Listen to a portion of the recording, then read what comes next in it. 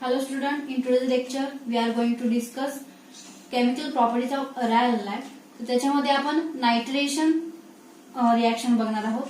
त्यानंतर आपण chlorination of अरायल halide बघणार आहोत. त्यानंतर आपण सल्फोनेशन ऑफ अरायल हॅलाइड बघणार आहोत आणि त्यानंतर फ्रीडल क्राफ्ट अल्कायलेशन आणि असायलेशन बघणार आहोत. तर त्याच्यामध्ये आपण बघा क्लोरोबेन्झिन हा मेन सबस्ट्रेट घेतलेला आहे.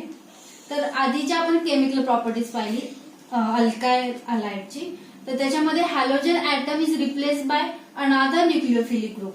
ओके, तिथे अनादर न्यूक्लिओफिलिक ग्रुप सबस्टिट्यूट झाला आणि त्याला आपण न्यूक्लिओफिलिक सबस्टिट्यूशन रिएक्शन म्हटलं. तर इथे जर आपण तसं करायचं म्हणलं म्हणजे chlorobenzene is converted to phenol म्हणजे Cl is replace by OH group. तर इट इज व्हेरी डिफिकल्ट. म्हणजे जर आपण न्यूक्लिओफिलिक सबस्टिट्यूशन रिएक्शन करायचं म्हणलं आपण अरायल हॅलाइडमध्ये so it is very difficult. तरी पण आपण करून पाहिली. बघा क्लोरोबेन्झिन घेतलं त्याच्यामध्ये आपण NaOH टाकलं. इट इज व्हेरी कॉन्सन्ट्रेटेड म्हणजे कॉन्सन्ट्रेटेड NaOH घेतलेलं आहे आणि त्याला हीट केलं अबाउट 628 केल्विनला. तर आपल्याला सोडियम फिनॉक्साइड प्रोडक्ट मिळाला म्हणजे Cl जाऊन ONa हा प्रोडक्ट तिथे मिळाला म्हणजे सोडियम फिनॉक्साइड. त्यानंतर आपण सेकंड स्टेप मध्ये ऍसिडिफाय केलं म्हणजे मिनरल ऍसिड ऍड केलं H3O+. त्याला मिनरल ऍसिड म्हणतात. तर त्याच्यामध्ये Na जाऊन सोडियम जाऊन तिथे H आला म्हणजे OH आला म्हणजे तुम्हाला फिनॉल मिळाला म्हणजे chlorine is replace by OH म्हणजे तुम्हाला क्लोरोबेन्झिनचं कन्व्हर्जन फिनॉल मध्ये मिळालं जर तुम्ही न्यूक्लिओफिलिक सबस्टिट्यूशन करायची म्हणली तर अरायल हॅलाइडमध्ये. So it is very difficult आणि ह्या प्रोसेसला तुम्ही डोज प्रोसेस म्हणता. आणि सेकंड जी प्रोसेस युज केली इथे बघा रॅशिन्स प्रोसेस. त्यानुसार तुम्ही क्लोरोबेन्झिनचं कन्व्हर्जन फिनॉल मध्ये करू शकता. तर क्लोरोबेन्झिन घेतलं त्याच्यामध्ये तुम्ही हाय स्टीम पास केली व्हेरी हाय टेम्परेचरला अबाउट 698 केल्विनला म्हणजे खूप हाय टेम्परेचर तिथं वापरले तुम्ही. स्टीम पास केलेली आहे इन प्रेझेन्स ऑफ सिलिका आणि तुम्हाला इथे chlorine is replace by OH मिळाला आणि तुम्हाला फिनॉल मिळाला. पण ही जी मेथड्स आहेत ह्याला रॅशिन्स प्रोसेस म्हणतात आणि ह्याला डोज प्रोसेस म्हणतात. ह्या ज्या प्रोसेस आहेत व्हेरी डिफिकल्ट आहे. पण जर तुम्ही दुसऱ्या पद्धतीने विचार करायला बघितला तर इथे बघा जो बेन्झिन आहे ही पण एक फंक्शनल ग्रुप आहे म्हणजे ही बेन्झिन रिंग आहे तो पण एक फंक्शनल ग्रुप आहे. तर त्याच्या इथे बघा इथे 5 कार्बन ऍटम्स आहेत बेन्झिनवरती 1 2 3 4 5. ओके, त्या 5 कार्बनवरती 1 हायड्रोजन ऍटम आहे. तर तो हायड्रोजन ऍटम रिप्लेस केला आणि जर आपण इलेक्ट्रोफिलिक ग्रुप जर तिथे सबस्टिट्यूट केला म्हणजे त्याला तुम्ही म्हणणार इलेक्ट्रोफिलिक सबस्टिट्यूशन रिएक्शन आणि त्याच्या अंडर आपण ह्या रिएक्शन बघणार आहोत. म्हणजे hydrogen atom is replace bye nucleophilic group जर तिथे सबस्टिट्यूट केला तर आपल्याला Clचं कन्व्हर्जन OH मध्ये करायला व्हेरी इझी पडेल. ओके, म्हणजे तुम्हाला हे जे डिफिकल्ट प्रोसेस आहेत ह्या प्रोसेस तर तुम्ही हायड्रोजन रिप्लेस करून जर इलेक्ट्रोफिलिक ग्रुप सबस्टिट्यूट केला तर ते खूप इझी पडेल. तर ते आपण बघूयात. सपोज इथे आपण NO2 नायट्रेशन केलं आपण आणि तुम्हाला माहितीये की इलेक्ट्रोफिलिक ग्रुपचे क्लोरोबेन्झिनचे आहेत ते क्लोरोबेन्झिन घेतल्यानंतर ते इलेक्ट्रोफिलिक ग्रुपचे ortho and para directing group आहेत म्हणजे ऑर्थो पोझिशनला जातील किंवा पॅरा पोझिशनला जातील. आणि जर आपण नायट्रेशन केलं तर तो ऑर्थो पोझिशनला जाईल किंवा पॅरा पोझिशनला जाईल. तर आपण त्या रिएक्शन बघूयात. आणि ते एक्झाम्पल घेऊया एक इलेक्ट्रोफिलिक ग्रुप आपण इंट्रोड्यूस करूया Cl. सपोज आपण पॅरा पोझिशनला केला. तुम्हाला माहिती आहे इलेक्ट्रोफिलिक ग्रुप हे ऑर्थो अँड पॅरा डायरेक्टिंग असतात. आपण पॅरा पोझिशनला आपण NO2 ग्रुप इंट्रोड्यूस केला आणि ह्याचं नाव काय असेल para nitro chlorobenzene. Para nitro chlorobenzene in presence of NaOH heat up to 433 kelvin आणि सेकंड स्टेप मध्ये तुम्ही ऍसिडिफाय करणार आहे त्यासाठी मी तिथे मिनरल ऍसिड यूज केलेला आहे.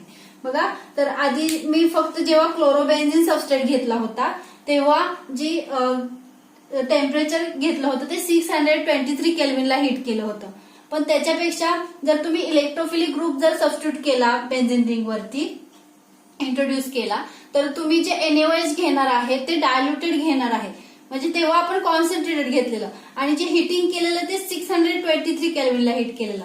आता इथे जे आपण हिटिंग करणार आहात ते 433 केल्विनला हीट करणार आहात आणि त्यानंतर तुम्ही ऍसिडिफाय करणार आहात. त्यासाठी तुम्ही मिनरल ऍसिड यूज करणार आहात सेकंड स्टेप मध्ये आणि तुम्हाला प्रोडक्ट काय मिळेल, Cl is replace by OH atom, sorry OH group आणि काय मिळेल तुम्हाला OH आणि NO2. ओके, याचं नाव काय असेल, पॅरानायट्रोफिनॉल. ओके, आता जे आधी तुम्ही न्यूक्लियोफिलिक सबस्टिट्यूशन रिएक्शन बघितल्या होत्या त्या व्हेरी डिफिकल्ट होत्या. ओके, आणि आता जे तुम्ही इलेक्ट्रोफिलिक ग्रुप बेन्झीन रिंग वरती इंट्रोड्यूस केलेला आहे, म्हणजे इलेक्ट्रोफाइल्स काय असतात, ऑर्थो अँड पॅरा डायरेक्टिंग असतात. तुम्ही पॅरा पोझिशनला इथे काय केलंय, हा एक्झाम्पल मध्ये NO2 ग्रुप तिथे इंट्रोड्यूस केलेला आहे आणि रिॲक्शन केला. आता ही जी रिॲक्शन असेल ती माइल्ड कंडिशनला तुम्ही केलेली आहे त्याच्यापेक्षा, तेव्हा आपण हीट केलेलं 623 ला आणि आपण आता 433 ला हीट केलेलं आहे.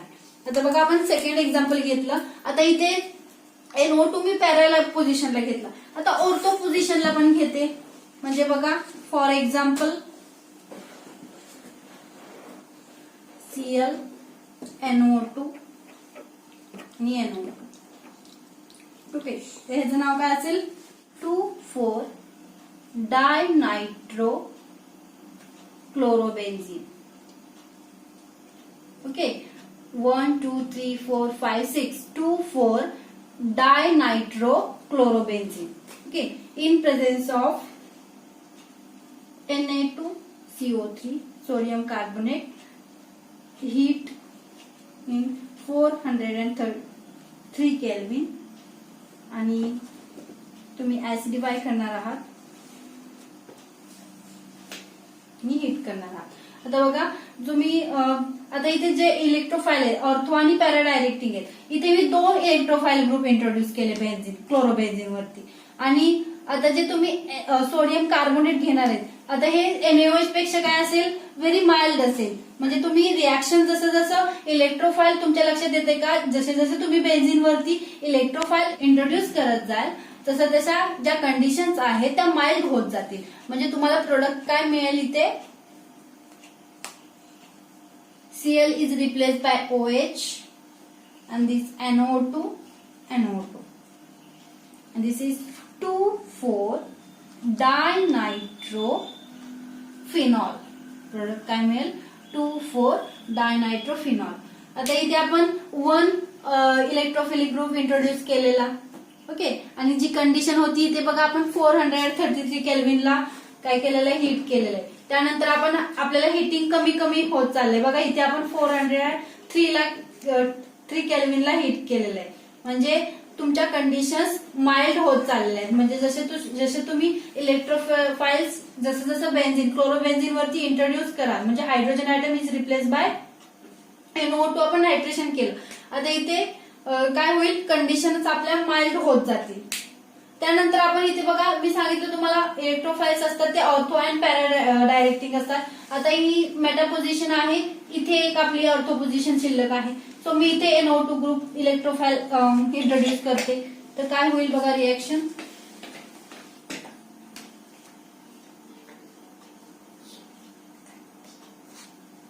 Cl NO2 and NO2. Okay, आता इथे बघा मी काय करणार आहे, HOH आणि शेक. जरी वॉटर टाकलं आणि जरी शेक केलं तरी Cl is replace by OH. Cl चं काय कन्व्हर्जन OH मध्ये होईल आणि तुम्हाला काय मिळेल, हा प्रोडक्ट मिळेल. ओके, तर ह्याचं नाव काय असेल, पिक्रिक ऍसिड म्हणतात त्याला, पिक्रिक ऍसिड म्हणलं जातं याला.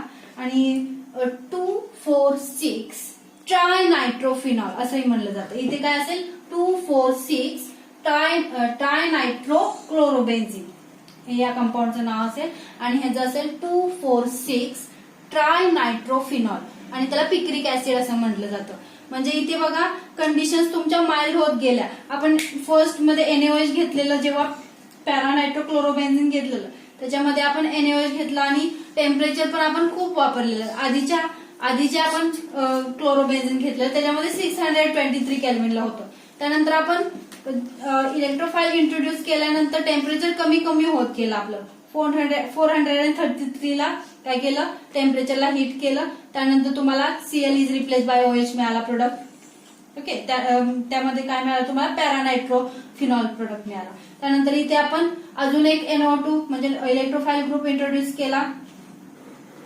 इथे काय वापरलं आपण, सोडियम कार्बोनेट Na2CO3 यूज केलं आणि टेम्परेचर त्याच्यापेक्षा आपण कमी यूज करतोय आणि तुम्हाला Cl is replace by OH मिळेल आणि प्रोडक्ट मिळेल 2,4-डायनायट्रोफिनॉल. त्यानंतर आपण जर 3 इलेक्ट्रोफाइलिक ग्रुप जर इंट्रोड्यूस केले तर तुम्ही नुसतं वॉटर टाकलं आणि जरी शेक केलं तरी तुम्हाला Cl is replace by OH product मिळेल आणि तो प्रोडक्ट असेल तुमचा पिक्रिक ऍसिड प्रोडक्ट असेल.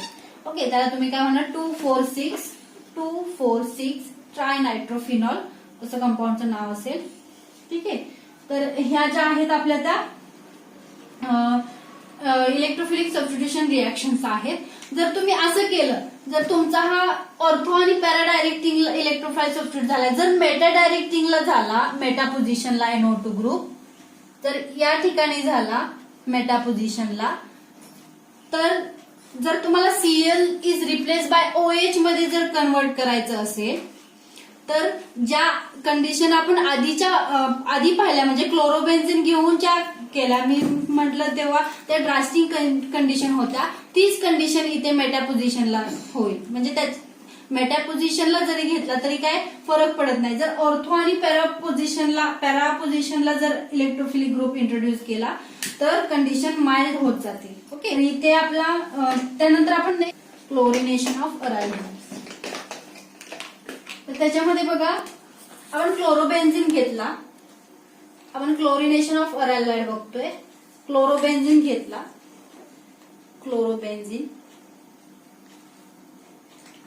क्लोरिनेशन केलं Cl2 in presence of AlCl3. Okay, in presence of AlCl3. आता इथे काय होईल, Cl चं हेट्रोलायटिकल ब्रेकिंग होईल. म्हणजे कसं, Cl मायनस आणि Cl प्लस या पद्धतीने. आणि हा जो Cl प्लस इलेक्ट्रोफाईल आहे तो कुठे अटॅक होईल, ऑर्थो पोझिशनला होईल किंवा पॅरा पोझिशनला होईल. म्हणजे प्रोडक्ट मध्ये तुम्हाला mixture of ortho and para directing product मिळतील. म्हणजे कसं बघा, Cl इतर ऑर्थो पोझिशनला अटॅक होईल म्हणजे तुम्हाला ऑर्थो डायक्लोरो बेन्झिन मिळेल. किंवा आता इथे बघा हायड्रोजन ऍटम इथला रिप्लेस झालेला आहे, इथला हायड्रोजन ऍटम म्हणजे H प्लस बाहेर पडला आणि हा H प्लस आणि Cl मायनस HCl बाहेर पडणार आहे तुमचं. ओके, आणि हा जो इलेक्ट्रोफाईल आहे Cl प्लस तो इथे इंट्रोड्यूस होणार आहे या ठिकाणी आणि तुम्हाला ऑर्थो डायक्लोरो बेन्झिन प्रोडक्ट मिळेल. त्यानंतर दुसरा काय मिळेल, पॅरा पोझिशनला पण येऊ शकतो Cl, इलेक्ट्रोफिलिक ग्रुप सबस्टिट्यूट होऊ शकतो. म्हणजे प्रोडक्ट कसा मिळेल बघा, Cl अँड Cl म्हणजे पॅरा डायक्लोरो बेन्झिन प्लस HCl. ही झाली क्लोरिनेशन रिएक्शन. म्हणजे जो क्लोरीन Cl2 आहे तो हेट्रोलायटिकली ब्रेक होईल Cl minus and Cl plus. आणि जो हा Cl प्लस आहे तो hydrogen is replace bye Cl plus, इथे अटॅक होईल त्याचा. आणि जो H प्लस बाहेर पडलेला आहे तो आणि हा Cl minus HCl by product बाहेर पडेल. ओके, आणि जे तुम्हाला प्रोडक्ट मिळणार आहे ते ऑर्थो आणि पॅरा हे दोन्हीचं मिक्सचर असेल, ऑर्थो डायक्लोरोबेन्झिन अँड पॅरा डायक्लोरोबेन्झिन प्रोडक्ट मध्ये.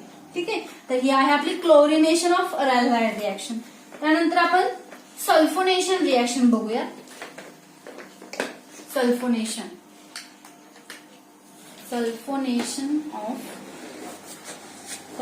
Of aryl. तर त्याच्यामध्ये बघा आपण क्लोरोबेन्झिन सबस्ट्रेट घेऊ, क्लोरोबेन्झिन. ओके, तर त्याच्यामध्ये सल्फोनेशन म्हणजे कॉन्सन्ट्रेटेड H2SO4 तिथे आपल्याला इन प्रेझेन्स ऑफ रिएक्शन करायचे. म्हणजे मी कसं लिहिते बघा, HOSO3H